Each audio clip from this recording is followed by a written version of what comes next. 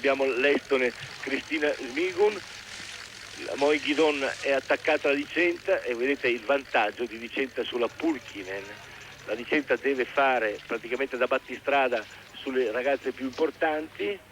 In questo momento, dopo 5 km, aveva un vantaggio di 25 secondi sulla Mikkespass, che però è partita col numero 67.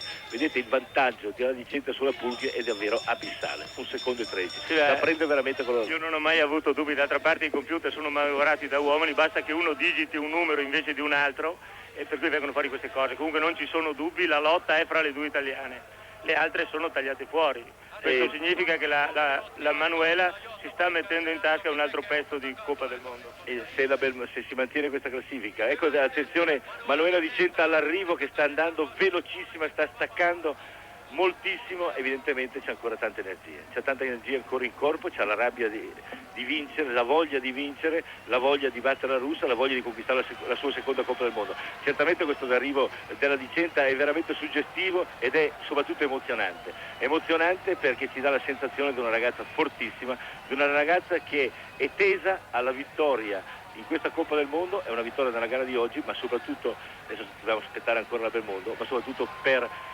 a un certo momento sconfiggere tutti i problemi che ha avuto nella sua carriera.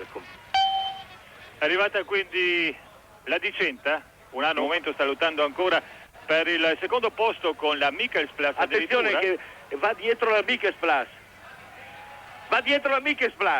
e anche la questo è Mikkelsplass, molto importante da una mano alla vittoria, Dicenza. per la vittoria in Coppa del Mondo. La Mikkelsplass davanti alla Vialbe, in questo momento oggi la Vialbe marca pochissimi punti. La Dicenza ne marca 100 e oggi la Dicenza passa in testa alla Coppa del Mondo e il pettorale giallo è suo. Belmondo proprio all'ultima curva, in questo momento sono 20 secondi che la separano dalla Dicenza, non dovrebbe farcela Stefania nei confronti di Manuela, ma sicuramente Stefania è al secondo posto. Stefania è seconda e quindi noi dobbiamo vedere, diciamo, questo piazzamento delle nostre ragazze in una vittoria sullo squadrone russo, sulla squadra norvegese. Cioè avere due donne in testa in un santuario del fondo, anche se queste donne ci hanno abituato a risultati del genere, dobbiamo dire. Ma oggi è la giornata delle donne, 3 in Norvegia, prima, seconda e terza, 2 in Finlandia, 10 secondi e 7, ha mantenuto il distacco. Sì, addirittura credo che abbia rosicchiato ancora qualcosa nel finale.